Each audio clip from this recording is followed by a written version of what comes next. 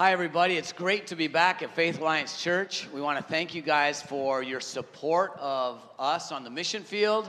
It makes a difference to what we get to do as you support us in prayer. And we got to talk to a couple people before the service today, and they were talking about what they like about Faith Alliance Church. They like the community. They like the service aspect and the missions focus. And we love that about Faith Alliance Church. And we encourage you to keep doing the good that the Lord's called you to do, even despite meetings that could happen this Tuesday and how things could turn out. So we're praying for you guys as well. Thanks for having us here.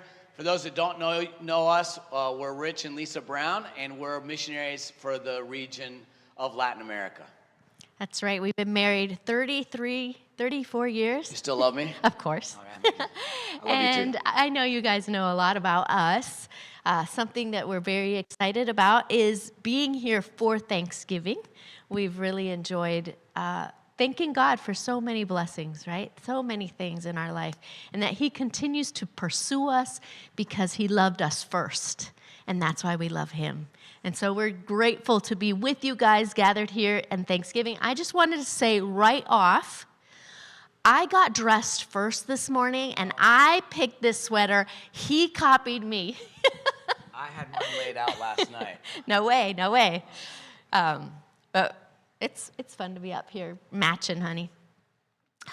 As you guys know, even though we are international workers for the Christian and Missionary Alliance now 30 years, we started a nonprofit organization called Inca Link, and we wanted to give you guys a little bit of,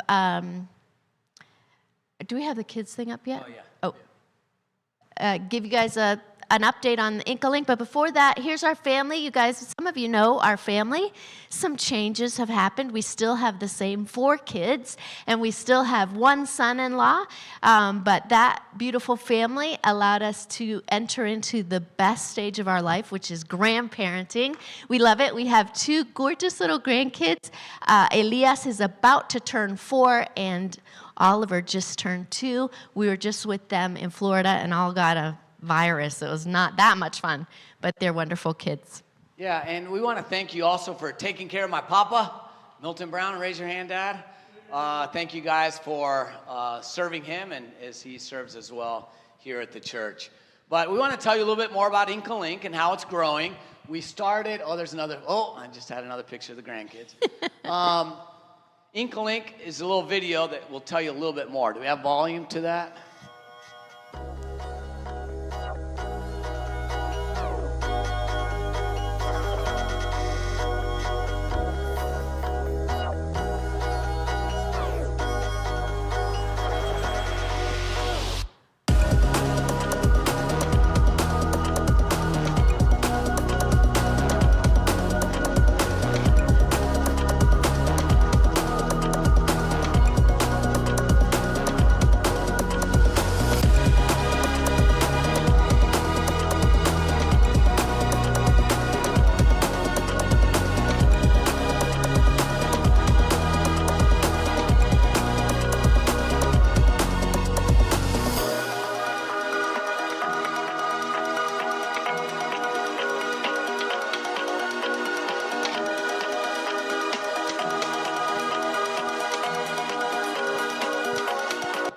So Inca Link exists to reach the 300 million youth of Latin America with Christ's irresistible love. And we do it 4 ways, and every time we come, we ask you to help us with this. So everybody hold your hands up. 4 ways.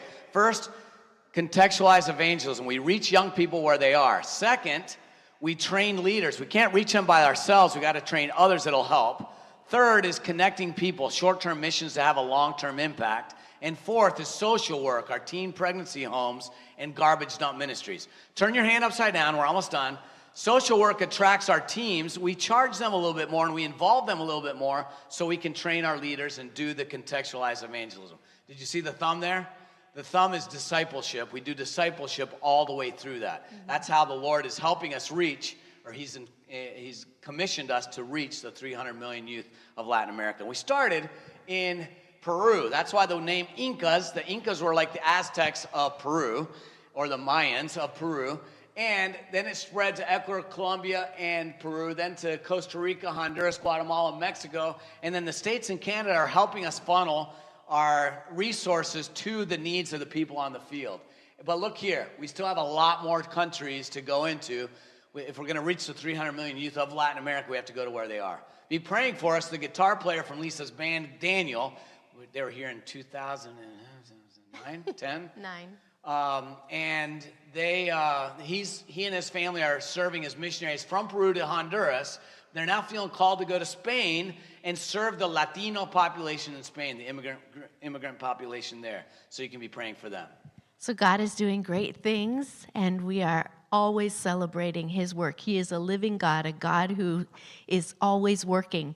And we're always trying then to live on his mission and harvest faithfully throughout the world, wherever God places us. And actually, that's the title of the sermon today, Harvesting Faithfully, Living on Mission.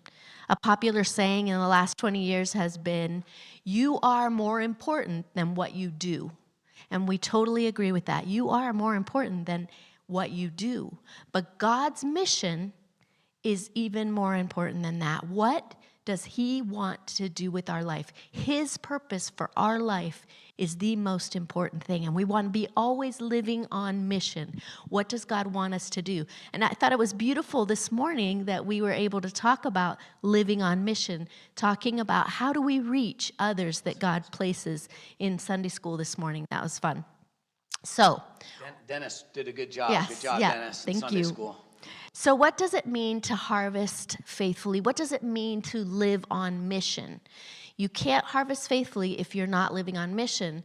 So we believe that living on mission is living with God's purpose for your life always at the forefront of your mind in whatever you're doing. So what is our purpose as Christians? Now, when they asked Jesus, of all the laws and all the teachings, what's the most important one? What did Jesus say? He said, love the Lord your God above all things, and then love your neighbor as yourself. These two things sum up all the teachings of the prophets and the laws. So I think it's fair this morning to say when we want to live on purpose, live on mission, it means living with God's purpose. And that is to love God first and love the people, the neighbors that we have around us, right? So if we're supposed to love God and love our neighbors, then our purpose is to love. So living on mission is living, loving on purpose. That's what we need to be doing. At home or at work, when we're behind the wheel of a car, when we're in front of people, when we're alone in our home. How can we love God and how can we love people? That is our mission, and that's living and harvesting faithfully. So our scripture passage this morning is Matthew 25, 34 through 40. If you have your Bibles, you can open it up to Matthew 25, 34 through 40. If you don't, we have it on the screen, and I'm going to read it to you now. It's called the Final Judgment. And some people are like, oh, we don't want to talk about the final judgment. But Rich and I feel that there are a lot of key points in this passage that can help with living on mission. As a matter of fact, Rich always says he's bald because of this passage. God hit him over the head so many times with this passage. Still learning. But let's read it. Then the king will say to those on his right, come you who are blessed by my Father, take your inheritance, the kingdom prepared for you since the creation of the world. For I was hungry and you gave me something to eat. I was thirsty and you gave me something to drink. I was a stranger and you invited me in. I needed clothes and you clothed me. I was sick and you looked after me. I was in prison and you came to visit me. Then the righteous will answer him, but Lord, when did we see you hungry and feed you, or thirsty and give you something to drink? When did we see you a stranger and invite you in, or needing clothes and clothe you? When did we see you sick or in prison and go to visit you? The king will reply, truly I tell you, whatever you did for one of the least of these, my brothers and sisters of mine, you did for me. Now we know that salvation is through faith alone. That's what Romans tells us, right? It's by faith that we're saved and his grace in Ephesians. But James says it this way. He says, show me your faith without works, and I'll show you my faith by what I do. Faith without works is dead. That's right. So we have to, it's this marriage between the two. And a relationship with Christ has consequences. It's shown through the fruit that is produced.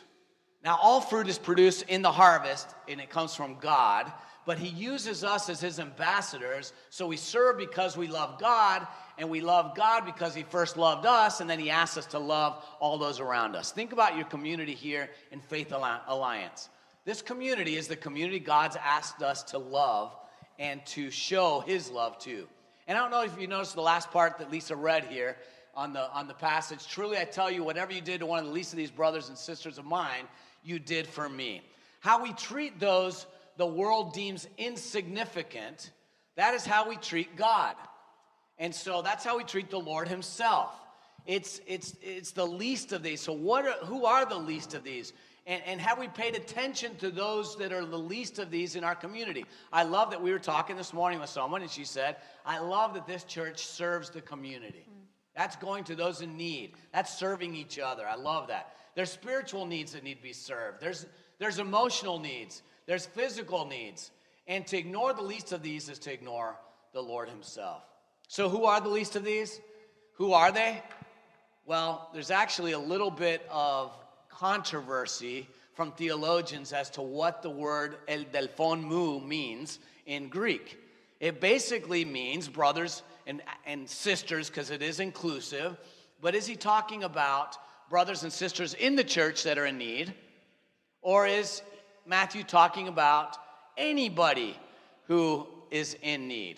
Well, we know that every person born since Adam and Eve themselves have the image of God in them. We all have the image of God in us. It's called the Imago Dei.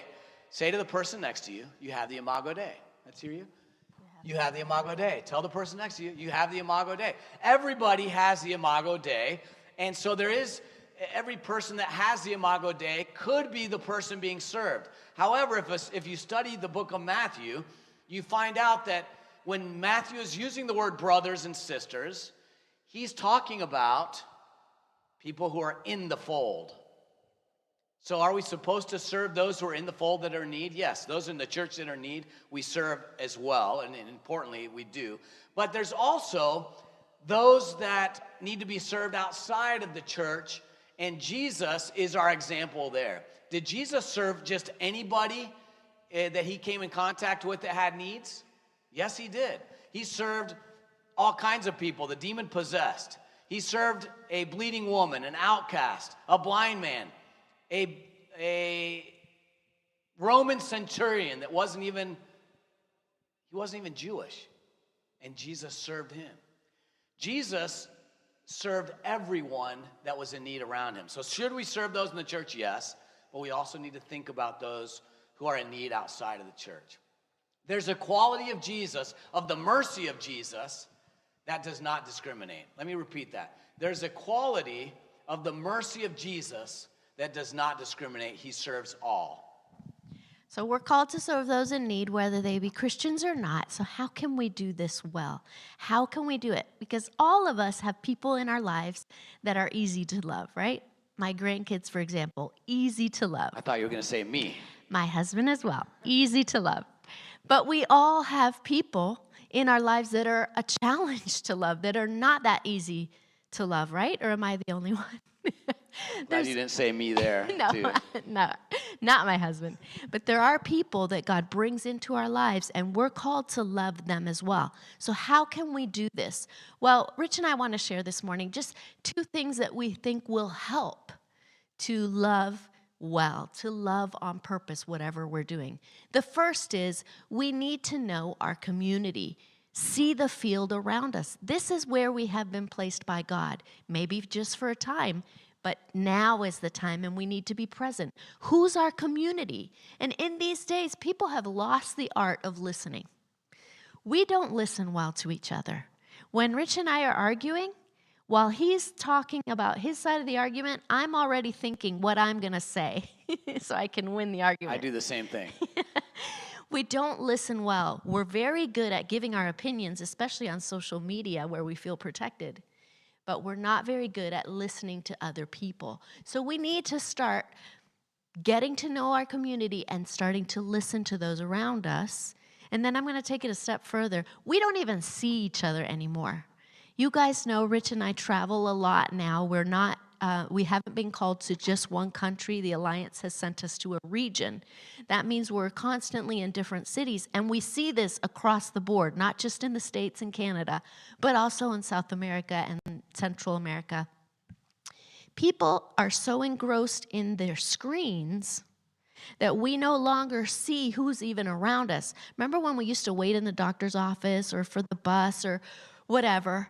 There was nothing left to do but look around. At least you knew who was in the room with you. But now we don't even do that.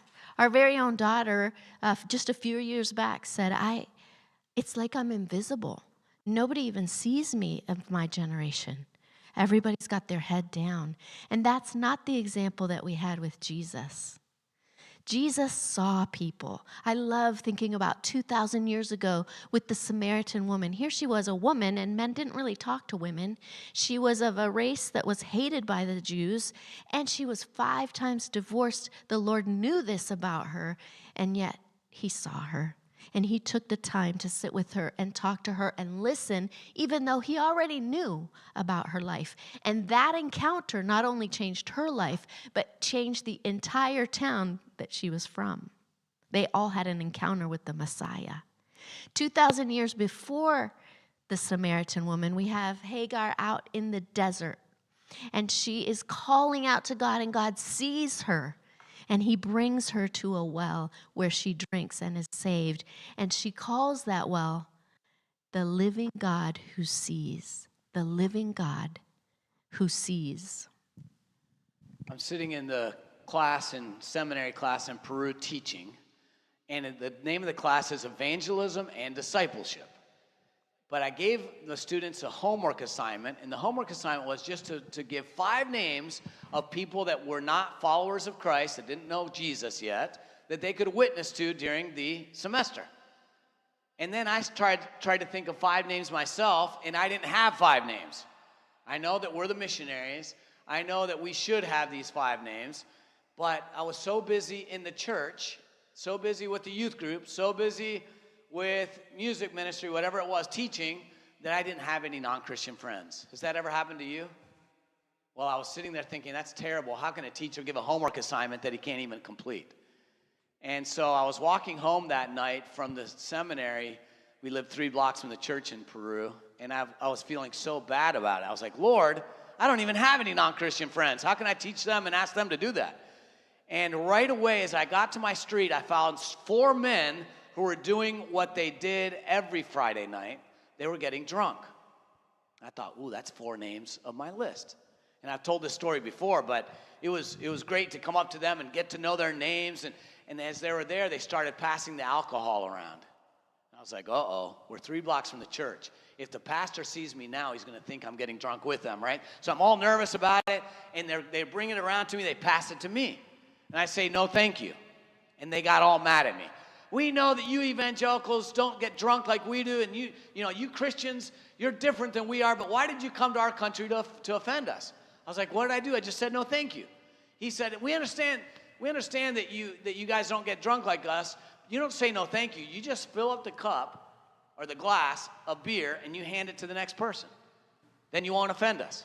I said, okay, so they're passing it around again, and I'm filling up the glass, and I'm sure the pastor's going to see me.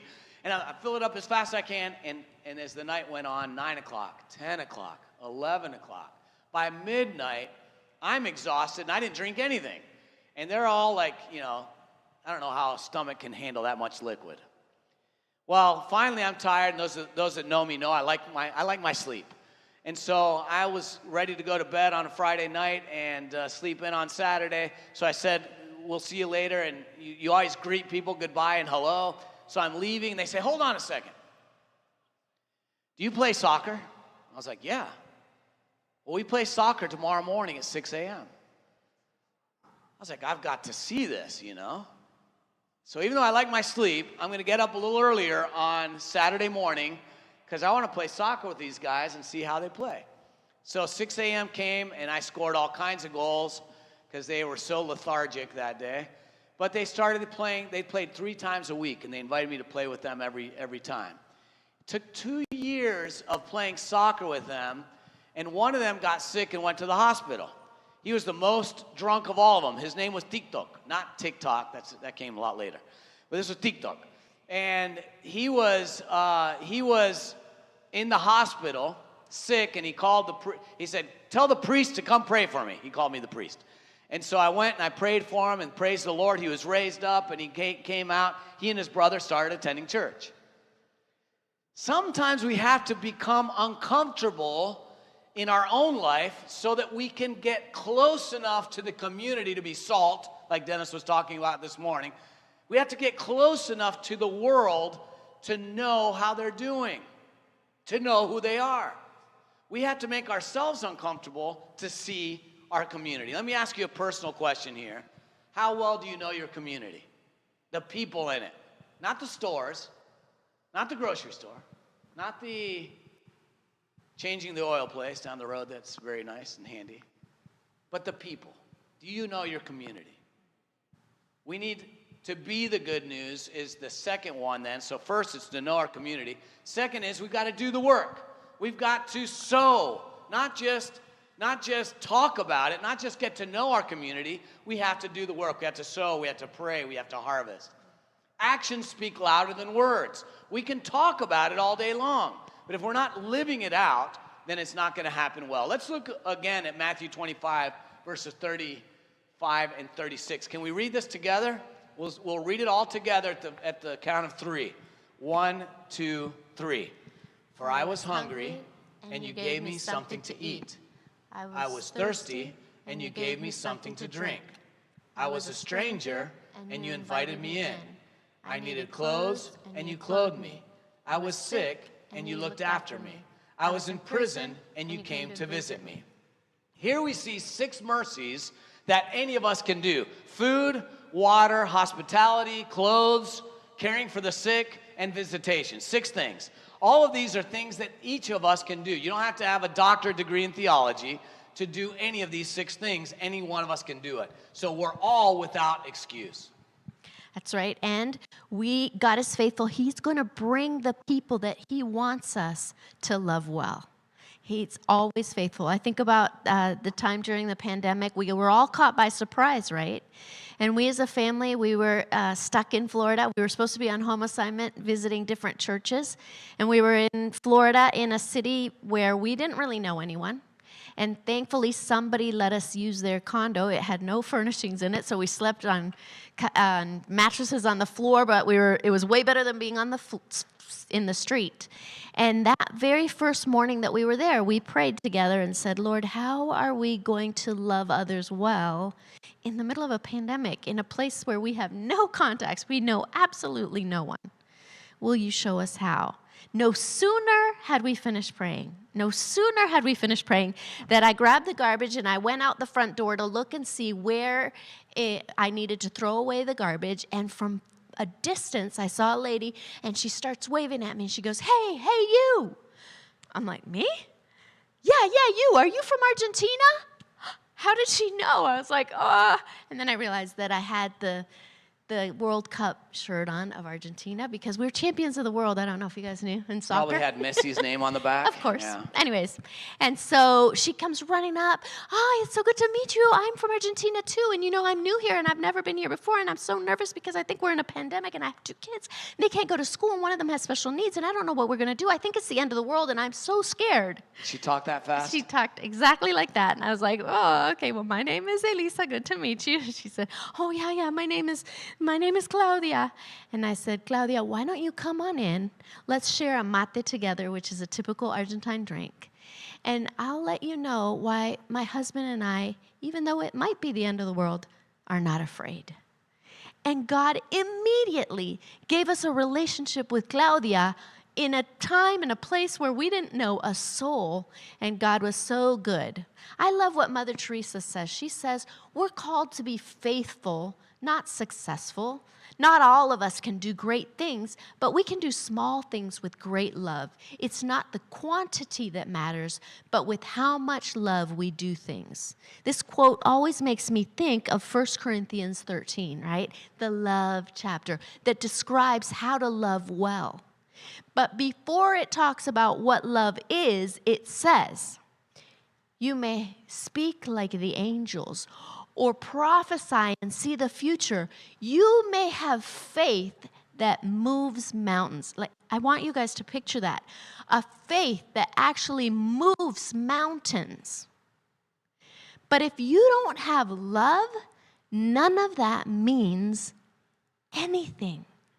That's how important loving others is. That's how important God's mission to us in this world is. Without it, there is nothing we can do that will glorify God. We have got to have love in what we do. And so, honestly, if we think about some of the things we talked about that shows love to people that are around us, what does it cost me to give somebody a glass of water?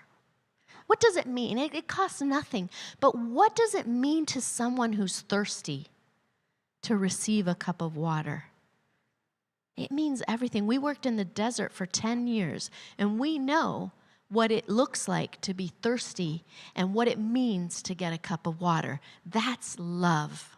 So our 2 starter points are get to know your community. Know your community. What is your harvest field? And then second, we got to do the work. We got to start sowing those seeds and checking things out so that we can harvest faithfully. And then finally, we want to give a challenge to all of us here this morning. Let's put away the excuses and start today. There's no time like the present to start harvesting. If you're afraid and you don't know what you want to do, or you don't know what to do, or if you think, oh my goodness, what if I start getting to know the community and start sharing about Jesus and I skip something or I say something wrong?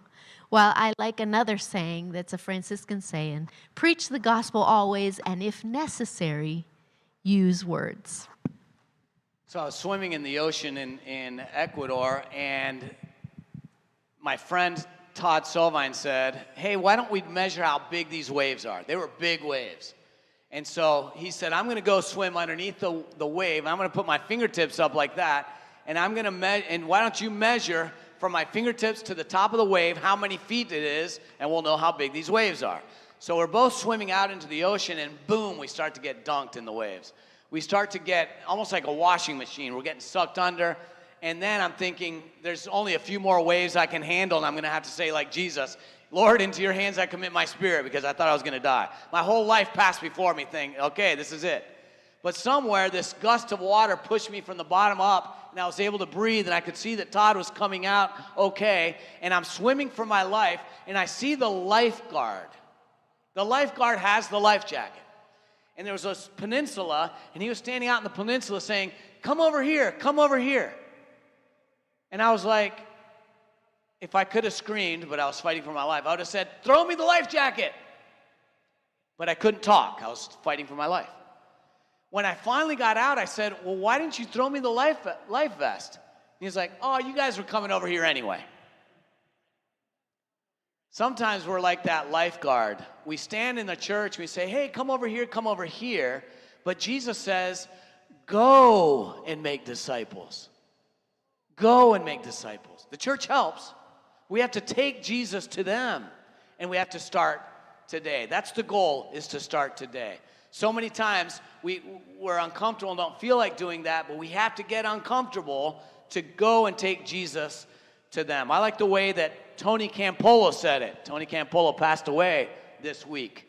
Tony Campolo said, Jesus never says to the poor, come find the church, but he says to those in the church, go into the world and find the poor, the hungry, the homeless, the imprisoned.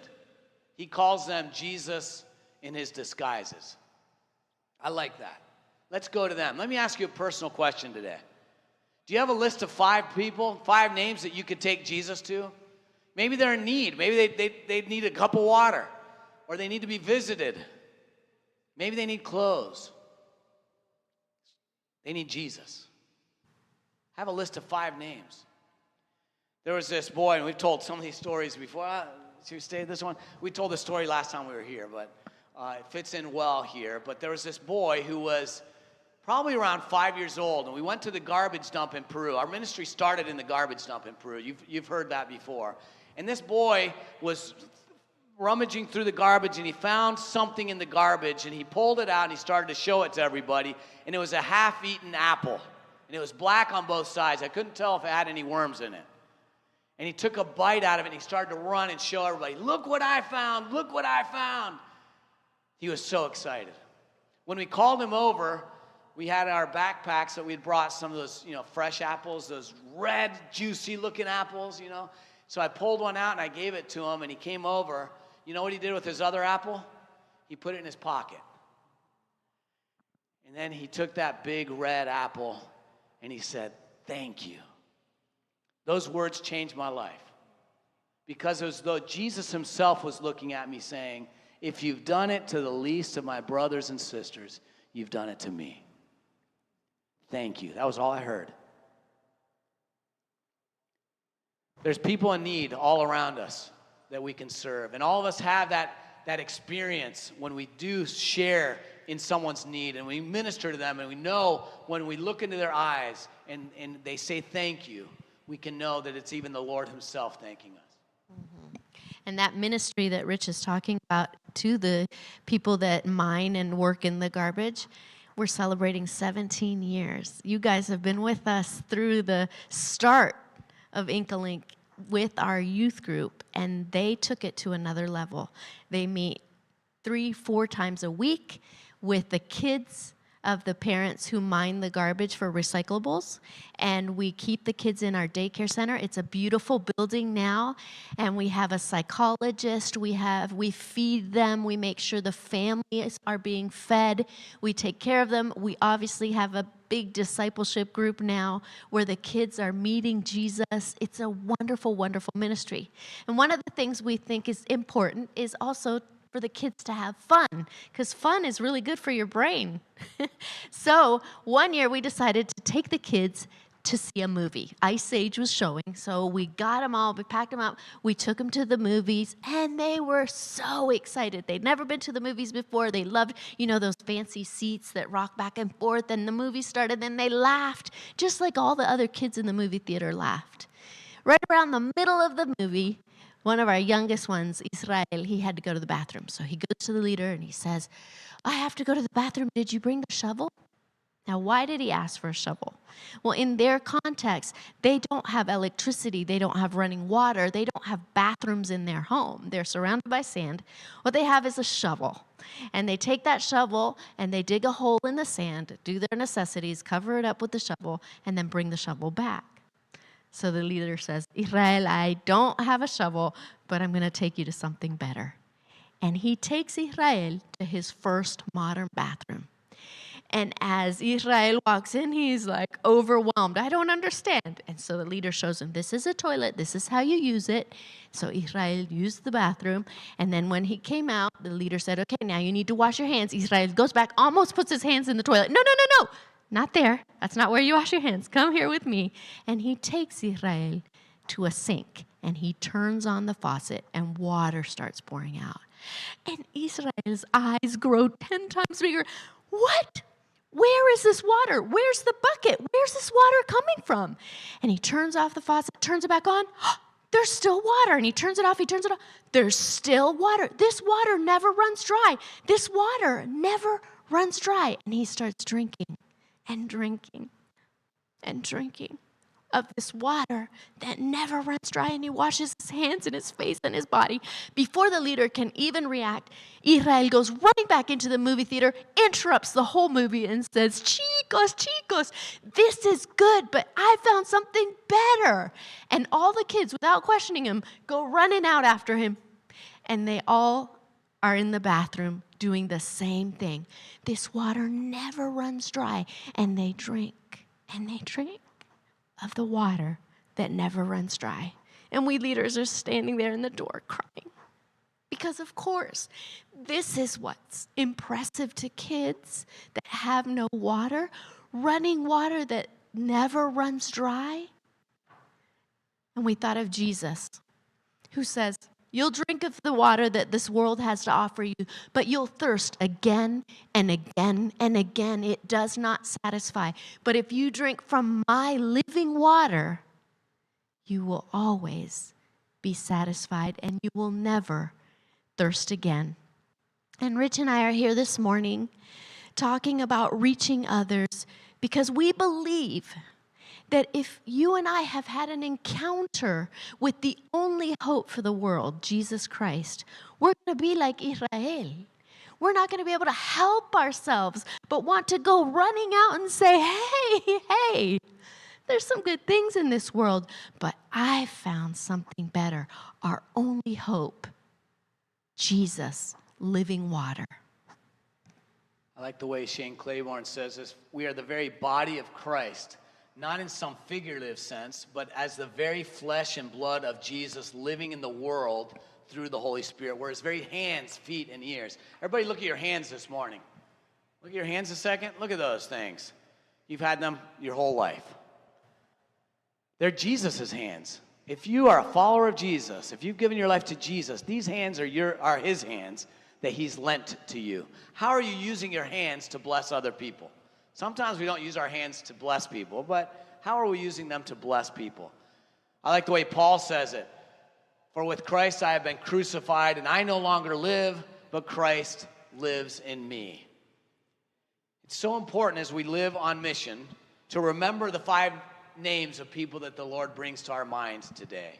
And as we leave this place, think about how we can serve them and talk to them about Jesus or listen to them. Maybe it's not even talking, maybe it's listening to them. And as we close today, we just want to put a QR code on there or a web page. We'd love to hear from you. You guys have prayed for us through the years. We'd love to hear from you. And you can go on this web page and give us your prayer requests. Lisa and I would be honored to pray for you. And people ask us wherever we go, what are the biggest needs in Inkalink? The Lord keeps providing. The Lord has done his job. This last year, a miracle happened. In 10 months, we raised $1.2 million for a soccer field stadium that's serving 1,000 people. And the goal is to be the best soccer team in the world.